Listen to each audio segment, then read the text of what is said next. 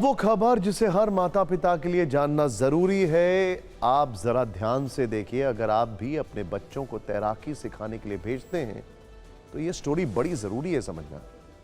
अगर आप अपने बच्चों को स्विमिंग क्लास के लिए भेजने के लिए पूरी तरह तैयार हो चुके हैं और उसके बाद निश्चिंत हो जाते हैं तो अलर्ट हो जाइए। अगर आप बच्चों के स्विमिंग ट्रेनर पर आंख मूंद कर भरोसा करते हैं तो सावधान हो जाइए, क्योंकि यह खबर आपको झकझोर कर रख देगी और यह घटना हम सब के लिए एक सबक है। कहानी मुंबई की है। मुंबई के पास भायंदर के गोपीनाथ मुंडे स्पोर्ट्स कॉम्प्लेक्स में स्विमिंग सीखने गए 11 साल के एक बच्चे ग्रंथ मूथा की डूबने से मृत्यु हो गई। वो पिछले 7 दिनों से तैराकी सीखने के लिए जा रहा था। इस मामले में पुलिस ने ठेकेदार सहित 5 नामजद और अज्ञात आरोपियों के खिलाफ केस दर्ज कर लिया। रविवार को ग्रंथ सुबह 11 बजे से 12 बजे की शिफ्ट में स्विमिंग करने पहुंचा था। शिफ्ट के बाद जब ग्रुप के बच्चों ने उसे नहीं देखा तो घबराकर शोर मचाने लगे। खोजबीन शुरू हुई तो ग्रंथ का शव पूल में तैरता हुआ मिला। परिवार का दावा है कि 45 मिनट तक उसका बच्चा बेसुध पानी में पड़ा रहा, लेकिन मौके पर कोई लाइफ गार्ड मौजूद नहीं था, जिसकी वजह से बच्चे की जान नहीं बचाई जा सकी। इस घटना के बाद स्पोर्ट्स कॉम्प्लेक्स को 2 दिन के लिए बंद कर दिया गया है। यहां आने वाले कुछ बच्चों के माता पिता का यह भी कहना है कि ट्रेनर हमेशा मोबाइल पर रील देखने में लगे रहते हैं। भायंदर का यह मामला अब राजनीतिक रंग ले चुका है।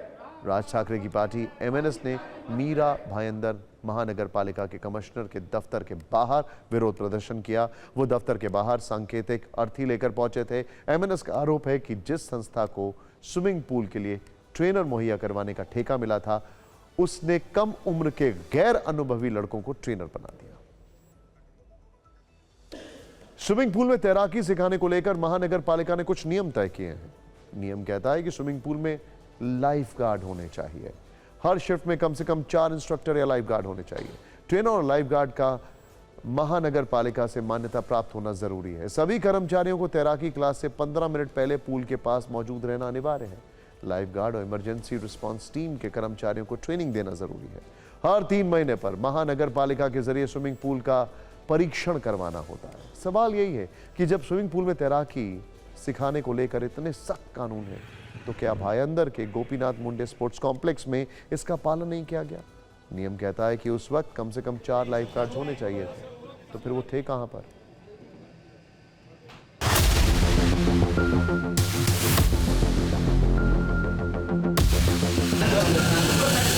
एक मेरा 11 साल का बच्चा खाया इन लोगों ने यार। 5 आदमी क्या कर रहे थे वहाँ पे? मेरे बच्चे को खाया इन लोगों ने। अगर ऐसे ही लापरवाही चलती रहेगी तो लाइफ गार्ड का मतलब क्या? क्या फीस का मतलब? क्या प्रशासन का मतलब? प्रशासन किसको ठेकेदार पे किसको देते हैं? बिना जांच किए हुए ऐसे ठेका दिया जाता है? कैसा है? 500% वहाँ के लाइफ जो सिक्योरिटी और गार्ड होते हैं उनकी मिस्टेक है। अगर बच्चे का वो ध्यान रखते तो आज बच्चा हॉस्पिटल में नहीं होता।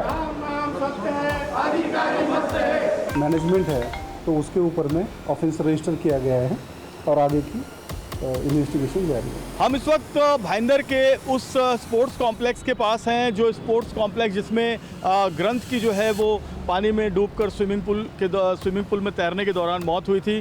और ये जो स्विमिंग पूल है और ये पूरा का पूरा स्पोर्ट्स कॉम्प्लेक्स इसे बंद किया गया है, क्योंकि ये घटना होने के बाद यहाँ पर पुलिस की इन्वेस्टिगेशन और पंचनामा और बाकी जो प्रोसीडिंग्स है वो शुरू हो गई हैं।